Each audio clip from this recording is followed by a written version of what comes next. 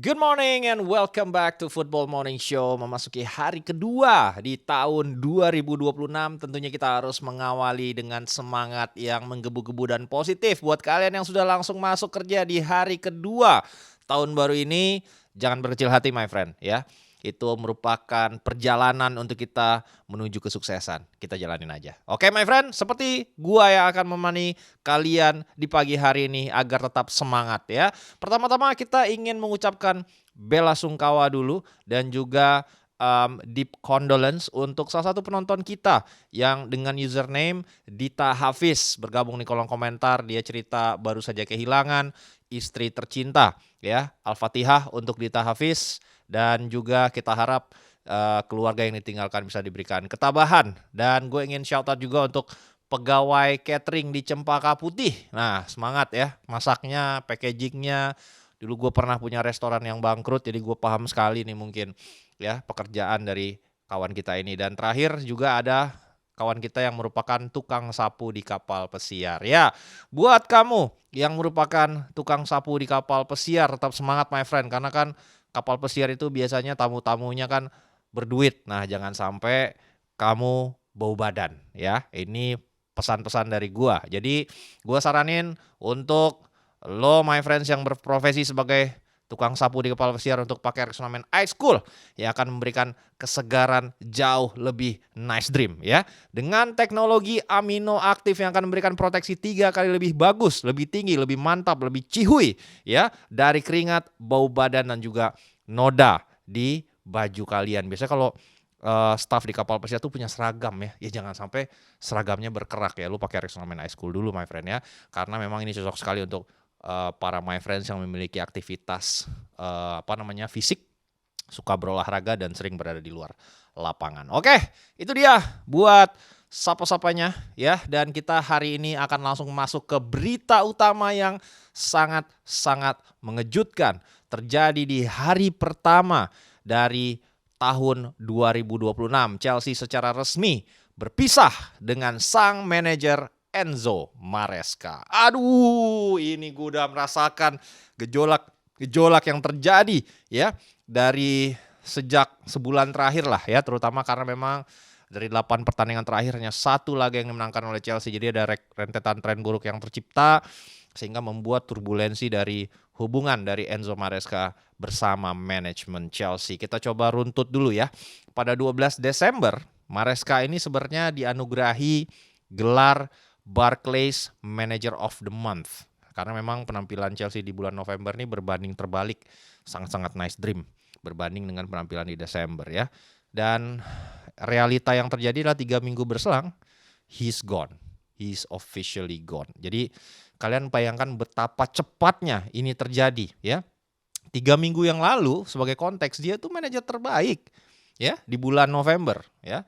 Dan 3 minggu setelah itu dia dipecat. Walaupun berita yang disampaikan ini adalah mutual terminations atau kesepakatan bersama teman-teman. Nah ini diambil meskipun Maresca ini sebenarnya secara kontraktual masih memiliki kontrak sepanjang 3,5 tahun lagi dengan opsi perpanjangan 1 tahun yang bisa di-trigger oleh Chelsea. Dan ini keretakan pertama ini sebenarnya terjadi jauh di musim panas kemarin ketika awalnya cedera ACL menimpa Levi Colwill ya. Dengan keputusan manajemen Chelsea pada saat itu tidak mencari replacement karena manajemen Chelsea percaya dengan harusnya mengandalkan Josh Achempong dan juga Jorel Hato sebagai center back cukup untuk bisa melapis kepergian dari Levi Colwill dengan masa waktu absen yang cukup lama. Nah, secara publik juga pada saat itu Maresca sudah menyatakan ya plea atau memohon agar manajemen Chelsea bisa mencari penggantinya, namun tidak diberikan atau tidak aminkan pada saat itu. Jadi ya tetap berjalan dengan begitu banyak kompetisi yang harus dijagal karena Chelsea juga sudah resmi lolos ke Liga Champions, membuat sudah ada api dalam sekam ya yang terjadi setelah itu. Kita baca dulu nih secara grafis seperti apa konflik-konflik ini dan poin-poinnya terjadi seperti apa. Diawali dari akhir Oktober ya, akhir bulan Oktober teman-teman ya, ditarik mundur setelah ketidakpuasan pengganti Levi Colwill yang tidak datang. kita maju ke akhir Oktober, di mana di akhir Oktober secara resmi perwakilan dari Manchester City mengontak kubu Enzo Maresca terkait probability atau kemungkinan dari Enzo Maresca ini sebagai suksesor dari Pep Guardiola apabila sang manajer legendaris memutuskan untuk berhenti dari Manchester City di musim panas nanti. Ya, ini akhir Oktober dulu nih kita ngomongnya. Nah, inilah bagaimana sebuah tim yang di-manage dengan baik, ya, baru kemungkinan itu akan terjadi tahun depan, persiapannya udah sangat-sangat matang. Ya, jadi langsung dikontak Enzo Maresca karena memang Enzo Maresca ini dihormati sekali di Manchester City karena memang dia pernah megang tim mudanya City dan pernah menjadi asisten manajer dari seorang Pep Guardiola gitu. Jadi itu sudah dilakukan kontak. Nah, karena dia sudah menandatangani kontrak dengan Chelsea, ada satu klausa dalam kontrak Maresca dan Chelsea. Kalau ada tim lain yang tertarik kepada Enzo Maresca memakai jasanya, sang pelatih wajib memberitahukan secara resmi ke Chelsea. Dan itu yang disampaikan oleh Maresca kepada manajemen Bluco atau pemilik dari Chelsea. Dia sampaikan, my friend, ini Manchester City mengontak gua terkait kemungkinan jika Pep Guardiola itu berhenti di akhir musim nanti. Dan itu kembali kontak kedua terjadi ya pada pertengahan Desember ya dari kubu Manchester City. Ini semakin sharpen nih ya. Jadi kalau tadi bentuknya sounding, sekarang udah sharpen. Kurang lebih secara kesepakatan akan seperti apa, mungkin bagaimana dia diminta pendapatnya tentang tim sekarang, ya udah mulai maju lah gitu secara diskusinya. Dan di pertengahan Desember itu kembali terjadi follow up antara diskusi Maresca dan perwakilan dari Manchester City. Dan ini relate sama breaking news yang disampaikan oleh The Athletic pada tanggal 13 Desember terkait bagaimana akhirnya tim City mengontak Maresca tentang possibility apabila Guardiola berhenti di akhir musim. Dan hubungan antara Maresca dengan manajemen Chelsea memburuk, deteriorated ya setelah kontak-kontak ini. Dan itu terjadi meski setelah artikel Athletic ini dipublish, Maresca merespons dengan memberikan assurance atau jaminan jika dia akan tetap menjadi pelatih Chelsea musim depan. Ya, kurang lebih seperti itulah ya di pertengahan Desember. Kemudian pada tepat setelah artikel itu keluar di 13 Desember itu Chelsea mampu menang atas Everton setelah serangkaian penampilan buruk di Liga Champions. Dan ada kutipan yang fenomenal dari Maresca di press conference setelah itu. Dia menyampaikan jika ini adalah masa terburuk, 48 jam terburuk yang pernah dia rasakan bersama Chelsea. Langsung tuh, wah, spekulasi kemana-mana dan diberikan konfirmasi oleh wartawan. Ini pernyataan ini lu tujukan untuk siapa? Siapa yang membuat lu nggak nyaman?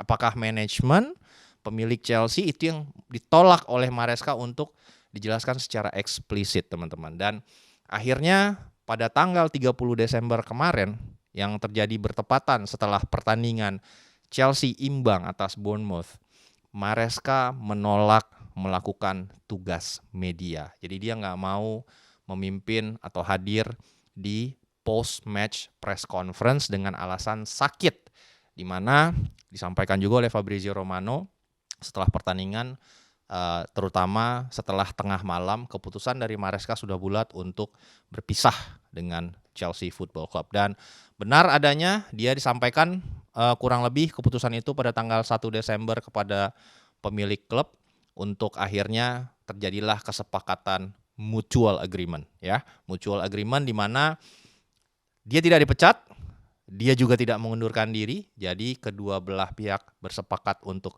mengakhiri kerjasama. Kurang lebih seperti itu ya. Dan kita lihat dulu statement resmi dari Chelsea ya via website resmi klub yang sudah menyampaikan kabar konfirmasi perpisahan ini. Dibilang Chelsea Football Club dan pelatih kepala Enzo Maresca telah sepakat untuk berpisah. Selama masa baktinya di klub, Enzo memimpin tim meraih kesuksesan di Conference League ya sebagai juara dan juga Piala Dunia antar klub ya, World Club ya.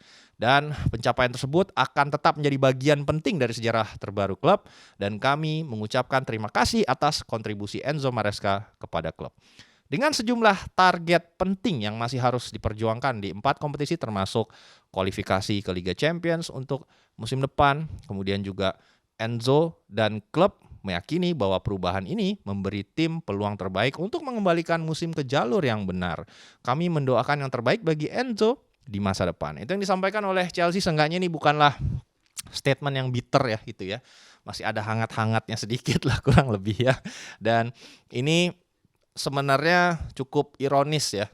Karena kan sebenarnya ini terjadi setelah Enzo Maresca menampilkan 2 penampilan terbaik yang gue tonton dari timnya bersama Chelsea. Itu adalah mengalahkan Barcelona 3-0 dan menahan imbang Arsenal 1-1, di mana penampilan Chelsea di 2 laga itu sangat-sangat outstanding menurut gue. Dan ini Chelsea memang sebenarnya dijadwalkan untuk melakukan review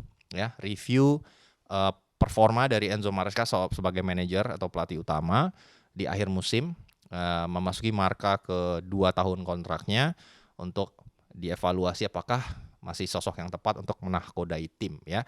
Dan dengan waktu yang sangat cepat pergantian ini terjadi, itu sekaligus juga mengkonfirmasi seburuk apa ya hubungan antara Maresca dengan petinggi klub ya. Ya nggak mungkin lah dalam tempo 3 minggu dan hitungan jam keputusan ini langsung diambil kalau memang sebenarnya pertengkaran keras atau tensi itu tidak tinggi, teman-teman. Ya, kurang lebih seperti itu. Dan itu dikonfirmasi akhirnya dari rumor ternyata menjadi kenyataan. Dan terus bagaimana nanti nasib dari Chelsea ke depannya? Karena mengingat ini sudah tanggal 2 Januari dan pada tanggal 3 langsung Chelsea harus menghadapi Manchester City ya. Tanpa manajer nih, arguably gitu kan. Dan uniknya dari awal Januari sampai awal Februari itu ada pertandingan setiap 3 hari untuk Chelsea ya di berbagai kompetisi. Jadi padat banget nih teman-teman ya. Itu membuat akhirnya manajemen Chelsea bertindak cepat dan preferred untuk langsung menunjuk manajer permanen, bukan caretaker ya. Seperti saat ketika waktu itu sebelum Pochettino ditunjuk, Graham Potter dipecat, ada sempat manajer interim atau caretaker Frank Lampard ya. Tapi ini beda nih gitu. Jadi yang akan ditunjuk langsung jadi manajer permanen. Itu kabar yang terakhir diberitakan oleh The Athletic. Dan ada satu kandidat yang sangat dihargai dengan tinggi oleh grup dari Blueco atau konsorsium yang menaungi beberapa klub yang dimiliki oleh Todd Boehly dan kawan-kawannya ya. Itu adalah Liam Rose Senior yang merupakan saat ini pelatih kepala dari Strasbourg ya, salah satu sister club yang dimiliki oleh grupnya Chelsea ini, teman-teman ya. Dan ini merupakan kandidat yang make sense gitu dari sisi banyak hal, karena sejak konsorsium Boehly mengambil alih Chelsea di tahun 2022 sebenarnya ini adalah tipe-tipe manajemen yang gemar memecat pelatih gitu. Karena udah ada 4 manajer yang jadi korban, 4 sampai 5 gitu ya. Graham Potter ini cuma bertahan 7, sebenarnya kan Thomas Tuchel dulu. Thomas Tuchel diwarisi lah ya dari owner sebelumnya, dari Roman Abramovich, hanya bertahan 4 bulan. Kemudian ditunjuklah Graham Potter dengan visi bermain lebih progresif dan juga pelatih muda gitu ya. Hanya bertahan 7 bulan karena hasil dan turbulensi yang sangat jelek banget ya.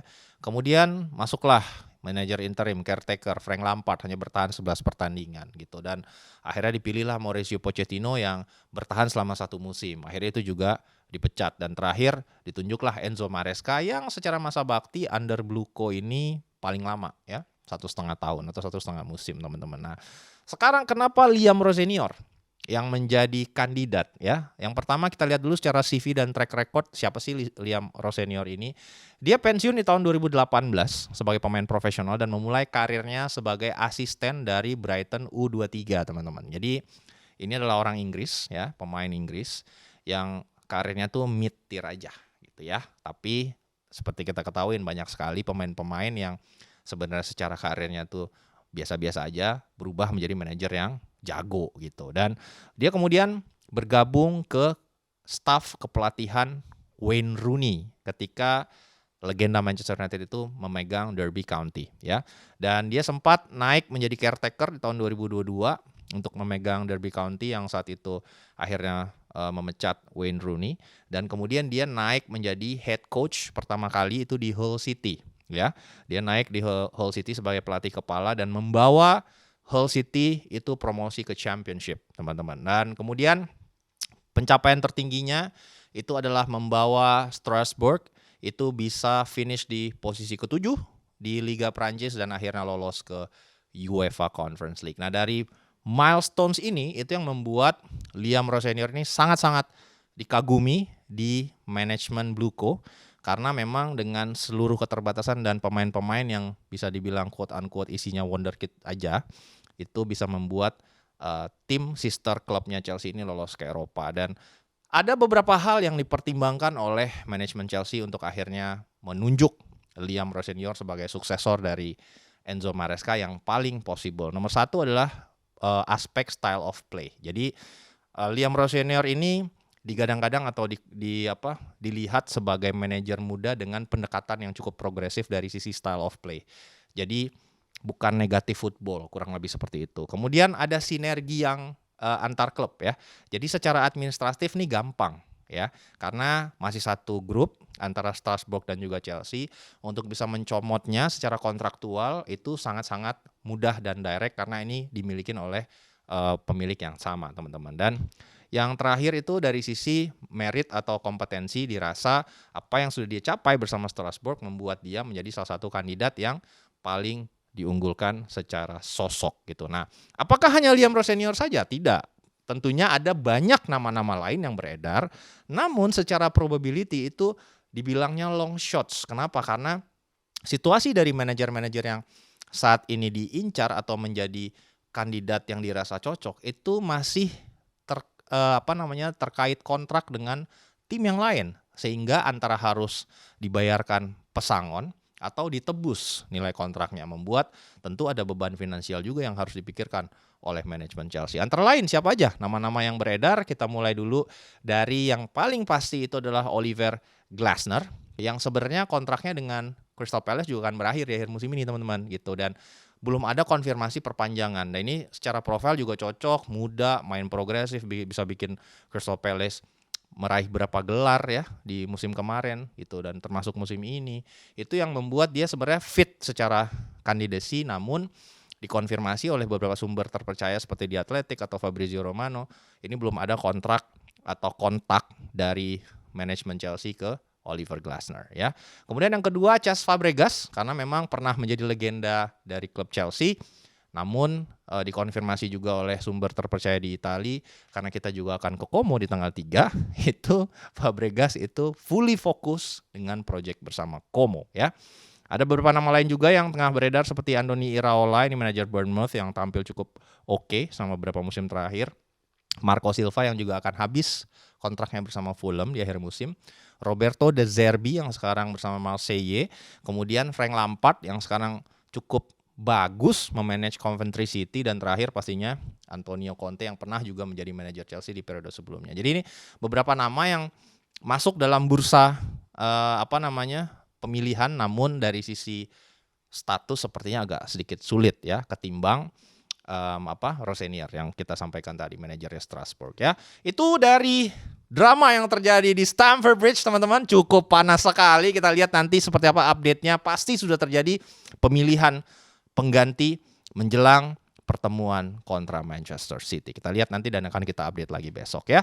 Sekarang kita masuk dulu ke beberapa nama-nama yang bisa secara resmi di-guide oleh tim kesayangan kalian, karena jendela transfer musim dingin sudah resmi dibuka pada tanggal 1 Januari kemarin. Siapa pemain-pemain bintang yang bisa didatangkan secara gratis sebenarnya oleh tim-tim kalian? Kita buatkan kesebelasannya, teman-teman. Ada 11 pemain top yang bisa langsung dicomot secara gratis dan mulai bernegosiasi di tanggal 1 Januari ini. Kita mulai dari posisi kiper. Itu adalah kiper andalan dari AC Milan, Mike Maignan. Ini yang masih sangat alot ya, status kontraktualnya bersama AC Milan. Milan masih pengen mempertahankan, gajinya nggak sepakat, ada ketertarikan juga dari dua tim Inggris. Nanti kita akan bahas lebih lanjut. Itu di posisi kiper. Kita masuk ke posisi back kanan. John Stones akan habis kontraknya di akhir musim ini bersama Manchester City. Sudah berusia 31 tahun tapi tetap merupakan England international. Bisalah untuk tim-tim kayak Newcastle ya. Tim-tim kayak Inter Milan. Karena kan emang suka ngambil Manuel Akanji lah, siapa lah gitu ya. Mungkin Juventus gue nggak tahu. Ini kan free nih masalahnya. Kemudian di back kiri ya ada Andy Robertson ya, legenda dari Liverpool yang juga akan habis kontraknya di akhir musim. Masih bisa pastinya untuk membela tim-tim Inggris ya yang di mid tier kayak ya level-levelannya Aston Villa, Brighton masih cocok banget gitu menurut gua ya. Kemudian di back tengah ini yang unik nih. Situasi kontrak dari Ibu Konate masih belum juga selesai di Liverpool. Jadi Konate per 1 Januari kemarin sudah boleh bernegosiasi dengan Real Madrid teman-teman ya. Karena untuk free transfer ya secara kontraktual, kalau itu tim yang beda negara itu boleh langsung di tanggal 1 Januari. Tapi kalau sesama Inggris belum boleh nih ya Konate ini negosiasi. Dan ada juga Mark Guehi pastinya yang juga akan habis di akhir musim. Sekarang kita masuk ke posisi sayap. Di sayap kanan tuh ada Bernardo Silva yang akhirnya juga akan memasuki tahun terakhir dari kontraknya. Ya ini most likely akan ke Saudi sih menurut gua ya. Dan di sayap kiri itu ada Serge Gnabry. Ini salah satu pemain yang juga cukup moncer bersama Bayern selama 1 dekade terakhir. Masih berusia 32 tahun, masih oke. Di Italia nih masih banyak yang bisa make nih ya, kurang lebih ya. Cuman ya gaji aja mungkin. Masuk ke posisi tengah, gelandang tengah ada Casemiro. Iya, yang ini gue sih feeling gue akan ke Saudi sih ya. Kalau ngelihat dari karakter agentnya dan segala macam. Dan tentunya juga ada gelandang tengahnya Tottenham Hotspur, Yves Bissouma yang juga akan habis kontraknya pada musim nanti. Jadi ini tim-tim Italia pasti banyak yang mau ngambil nih karena dia tipikal gelandang penghancur ya. Jadi ball winning midfielder yang cocok lah kalau di Italia pendekatan fisik gitu. Dan terakhir ada 2 striker yang sangat-sangat bagus. Satu adalah Robert Lewandowski yang akan pergi official dari Barcelona karena tidak akan diperpanjang, dan satu lagi adalah Dusan Vlahovic. Ya, sampaikan di kolom komentar siapa pemain yang kirang lebih ini gratis nih cocok untuk tim kesayangan kalian pada saat ini, karena nggak perlu ada mahar transfer ya my friend, cukup dengan nego gaji dan signing on fee aja. Oke, berikutnya kita update dulu kabar terkini dari transfer Antoine Semenyo. Ya, ini adalah nama yang diincar seluruh tim besar di Inggris karena dia punya release clause yang aktif secara resmi di tanggal 1 Januari kemarin, dan akhirnya Manchester City sudah melakukan kontak resmi ya dengan Bournemouth pada tanggal 30 Desember 2025 kemarin untuk secara resmi mengaktifkan klausa pemutusan kontrak dari Antoine Semenyo yang bernilai 65 juta pound. Ini berarti kontaknya gini nih, City hubungin Bournemouth. Bournemouth, gua aktifin ya klausanya ya. Apa aja nih tata caranya? Nah, yang pasti kalau lu melakukan aktivasi release clause itu duitnya harus dibayar di depan, teman-teman. Nah, ini. Jadi 65 juta itu nggak boleh dicicil. Kalau dicicil, nggak aktif itu release clause-nya. Berarti ada uang sejumlah 65 juta pound yang harus dibayarkan di depan langsung oleh Manchester City kepada Bournemouth sebelum tanggal 10 Januari yang merupakan deadline dari klausanya dia. Itu kurang lebih. Dan kedua, yang terupdate kesepakatan personal antara Antoine Semenyo dengan Manchester City sudah tercapai. Jadi soal gaji, soal bonus itu sudah solve ya. Dan hanya satu sekarang negosiasi yang tengah berlangsung dengan kubu Antoine Semenyo dan entourage-nya itulah tentang agent fee. Nah, ini yang agak sedikit berat nih ya. Orang-orang di sekitarnya ini pengen dapat duit juga teman-teman ya. Dan ya mungkin lagi tarik-tarik, udah 500.000 aja lah buat lo, jangan 1 juta bang gitu kan. Ya kurang lebih seperti itu. Karena banyak biaya yang harus dibayar teman-teman. Gak hanya transfer 65 juta di depan, harus bayar agent fee, dan juga harus menyepakati tentunya kontrak baru Antoine Semenyo. Kita lihat nanti seperti apa developmentnya. Di expect tidak akan lebih dari seminggu karena ini straightforward. Dan sekarang kita akan masuk ke berita baik untuk Manchester United, di mana Napoli mengkonfirmasi untuk mengaktifkan ya klausa opsi pembelian Rasmus Højlund. Selamat MU, dapat uang dong, money money money money gitu kan. Karena memang ini kan Rasmus Højlund ini sistem dari peminjamannya itu dibayar 6 juta untuk pinjam. Tapi dia punya opsi untuk mempermanenkan di angka 44 juta. Jadi totalnya itu 50 juta euro. Kalau ini akhirnya dipermanenin oleh Napoli ya. Dan ini dikonfirmasi oleh Gazzetta dello Sport ya, lewat direktur sepak bolanya Napoli ya, Riccardo Manna, yang mengkonfirmasi jika penampilan dari Højlund yang decisive dan impactful bersama Napoli membuat mereka memprioritaskan transfer ini dipermanenkan pada musim panas nanti. Dan tentu banyak seliuran beredar, Napoli lagi kesulitan finansial, emang ada uangnya. Nah, konfirmasi oleh Manna jika di musim panas nanti secara finansial mereka dalam posisi yang cukup optimis untuk bisa menuntaskan transfer ini gitu ya. Secara kurang lebih seperti itu. Dan ini memang menjadi berita positif bagi Manchester United. Kenapa? Karena MU ini tengah berupaya untuk merevolusi lini tengah. Casemiro habis kontrak. Ya Bruno kemarin sempat ngambek ya setelah sempat nggak ditahan gitu ya.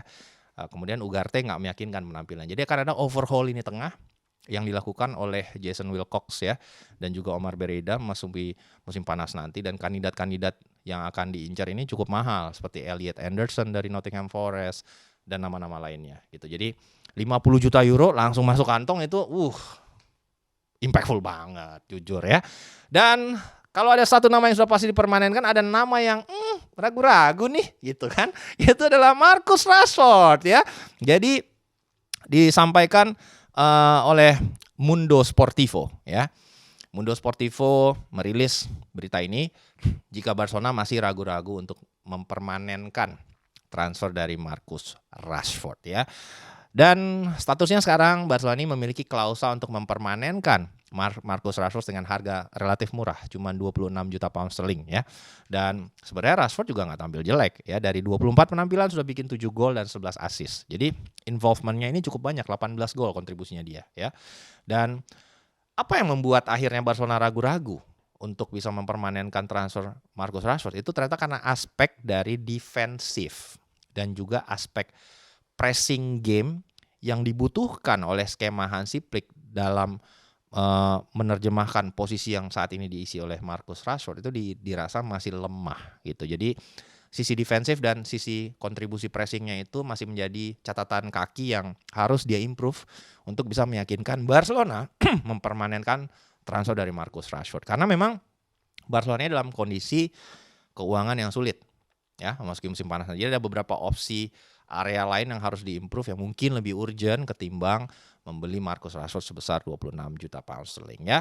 Dan dari Barcelona masih kabar baik juga kembali datang ke Barcelona, di mana sang wakil kapten Ronald Araujo itu resmi kembali berlatih ya dengan skuad Hansi Flick pada 1 Desember kemarin ya.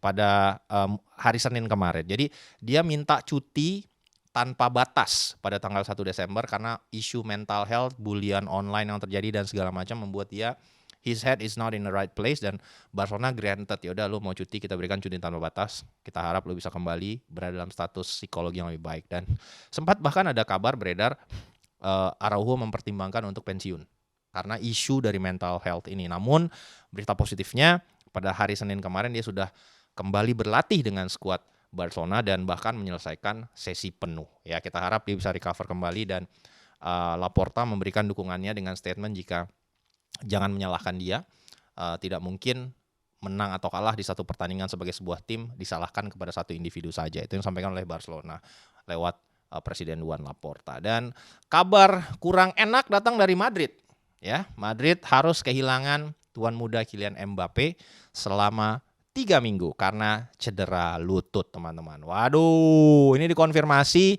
pada 31 Desember kemarin oleh Real Madrid lewat website resmi jika Mbappe harus absen di laga semifinal Supercopa Spanyol ya, kontra Atletico Madrid karena mengalami cedera lutut. Jadi sebelumnya Mbappe ini tampil gacor dan memaksakanlah bermain gitu ya, walaupun memiliki cedera lutut. Dan Mbappe kan sebenarnya sedang dalam performa yang lagi top-topnya karena dia menyamai rekor Cristiano Ronaldo yang mencetak 59 gol untuk Real Madrid dalam satu kalender year gitu ya. Dan tak hanya tanpa Mbappe kontra Atletico nanti, Real Madrid juga harus kehilangan pastinya masih tanpa Trent Alexander-Arnold, Eder Militao, kemudian Dani Carvajal, dan juga pastinya Kylian Mbappe. Ya, itu dia. Oke, sekarang kita terbang ke Italia, my friend. Di mana sebuah pertarungan 3 klub akan terjadi untuk mendatangkan tanda tangan seorang Joao Cancelo. Ini dia. Karena kan dari Bayern dia akhirnya cabut gitu kan ke Saudi bersama Al Hilal musim panas kemarin untuk dapetin gaji yang lebih tinggi. Ternyata ini adaptasinya buruk sehingga terjadi ketegangan dan juga konflik antara kubu Joao Cancelo dan juga tim dari Al Hilal. Dan secara resmi Joao Cancelo udah hand transfer request untuk minta bisa pindah ya di bursa transfer Januari. Kalau kalian notice ini sebuah pattern ya. Dia berantem di City, dia berantem di Juventus, dia berantem di Inter. Ini pattern nih kalau gue lihat nih ya. Jadi bermasalah mulu kawan kita ini ya. Dan ada beberapa destinasi yang akhirnya coba dieksplor ya oleh kubu dari Joao Cancelo. Al Hilal sendiri terbuka dengan opportunity untuk melepasnya karena memang mereka merasa konflik ini nggak bisa diresolusi lagi. Dan yang paling possible untuk bisa mendatangkan Joao Cancelo dengan skema loan ya pada jendela transfer musim dingin ini tuh adalah Inter Milan. Karena Inter kehilangan Dumfries yang senang cedera ini. Nah, kalau pinjam doang, bayar gaji doang, ini memungkinkan karena kan memang gajinya Cancelo ini juga mahal ya. Ibaratnya nggak usah bayar fee pinjaman, tanggung aja gajinya misalnya 50%. Nah ini mungkin bisa diterima oleh Al Hilal. Itu nomor 1. Yang paling berada dalam urutan terdepan mendatangkan Cancelo secara pinjam itulah Inter Milan yang sudah secara resmi mengontak Al Hilal, diterima oleh Al Hilal, tinggal detail-detail dari negosiasinya. Dan yang kedua itu Juventus tapi belum dalam stage se-advance Inter Milan. Dan yang terakhir itu Barcelona juga tengah open untuk bisa mendatangkan Cancelo, namun prioritasnya ada di opsi yang lain dari sisi area posisi yang ingin diimprove gitu ya teman-teman. Dan terakhir Inter Milan juga sudah secara resmi membuat inquiry ya, official inquiry kepada Tarik Muharemovic, bestie kita yang baru teman-teman ya, yang merupakan wonderkid dari Sassuolo ya. Ini kabarnya kemarin Inter membuat pergerakan karena ini kan back tengahnya Bournemouth, Sanesi itu kan habis kontrak di akhir musim. Dia udah dipastikan hengkang ya. Premier League proven dan kehilangan besar lah gitu Sanesi ini. Dan Bournemouth ini punya kecenderungan nyari pemain dengan market Itali ya. Sebelumnya ada Dean Huijsen, Justin Kluivert, macam-macam lah gitu. Jadi dengan keberhasilan itu dia melihat sosok Tarik Muharemovic ini bisa menjadi suksesor nih untuk Sanesi. Itu yang membuat akhirnya Inter bertindak ya. Inter bertindak dan melakukan official inquiry kepada Sassuolo ya. Dan itu yang akhirnya dikonfirmasi oleh Carnevali, ini CEO dari Sassuolo yang kemarin ngasih jersey ke kita yang ditantangan Bang J.I.Z gitu. Carnevali bilang kepada Gazzetta, kami sudah menerima beberapa pendekatan resmi bukan dari Bournemouth tetapi dari Inter Milan. Ya, inquiry resmi sudah masuk. Bologna juga menyatakan ketertarikan. Juventus memang punya hak kepemilikan atas 50% transfer Tarik, namun kami hanya memikirkan kepentingan kami sendiri. Itu yang disampaikan oleh Carnevali, iya. Dan kita lihat nanti apakah Bang Tarik memang akan pindah ke Inter Milan. Kalau ya makin kuat aja pertahanan Inter ya. Dan terakhir ini kiper dari Milan yang tadi gue janji akan dibahas lebih lanjut. Mike Maignan itu diminati oleh Manchester United dan juga Chelsea. Itu membuat AC Milan dalam posisi terpojok untuk segera melakukan negosiasi sebelum akhirnya telat gitu ya. Dan ini seperti seolah-olah deja vu karena kan Donnarumma juga hilang dengan skema ini ya, nggak bisa memperpanjang kontrak, akhirnya pindah ke PSG.